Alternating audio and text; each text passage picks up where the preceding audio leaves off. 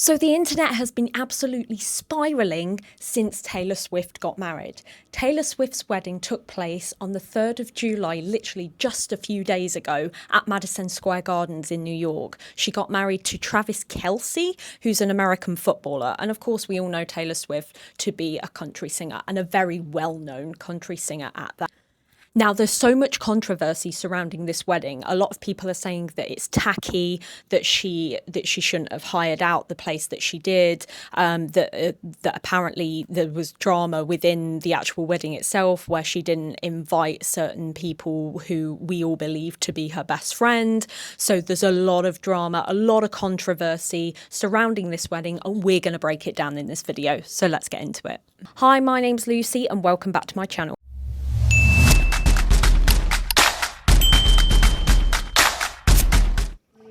If you've been scrolling through headlines recently, you've probably noticed that the wedding has already happened and that it was ultra private. Like, I'm talking people had to sign NDAs to attend this wedding.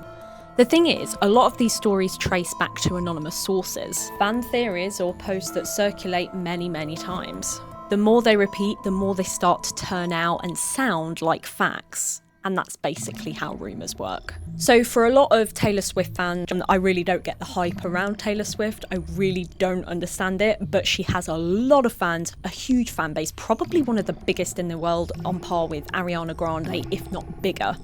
Now, a lot of Taylor Swift fans are very confused to start off with as to why she would choose to have her wedding at Madison Square Gardens in New York City. Because, I mean, even though she's a celebrity, she's typically kept her life quite private in one of the biggest, most popular, most visited cities in the world.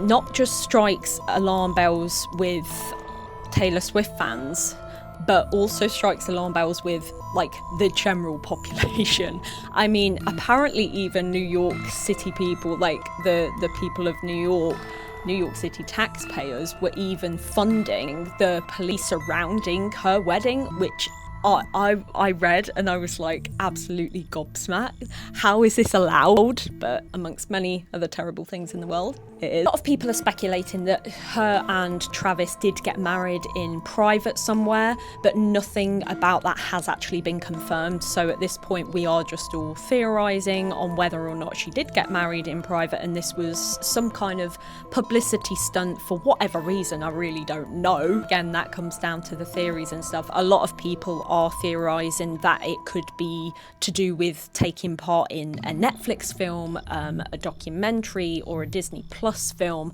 something like that. Because why would somebody who comes across it, and this is from their fans, this is speaking from their fans, comes across as private, choose such a prolific venue, and then in the next breath say that they need their privacy at this time?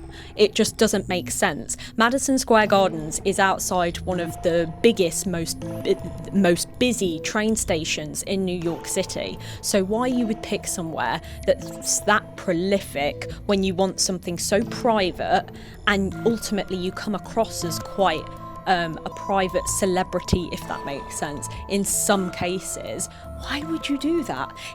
There's so many questions I have surrounding this. There are so many celebrities that have private events, public events, big public events and things like that. But one of the reasons that people are saying that this is such a tacky wedding is because it's totally, or it seems totally, out of Taylor Swift's character. And again, that's coming from her fans.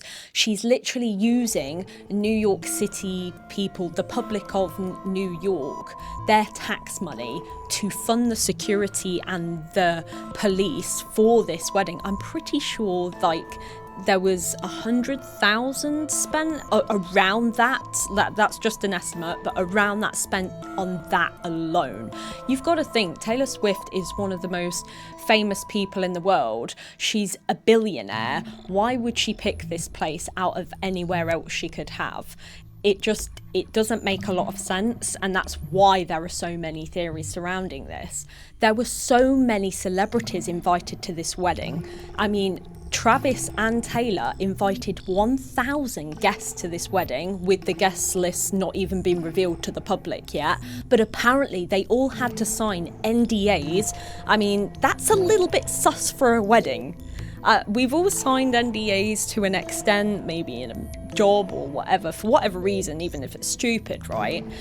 But to do that for a wedding seems very, very strange, which would make me think that it's something to do with filming purposes. It's part of a film and stuff like that. Even these pictures you see of the interior of the venue itself after being decorated for their wedding, people are saying that that could be AI. We just don't know, because it's been kept so private and yet it's so public. It's literally one of the most trending topics right now, because it's basically a trending place that she's had her wedding.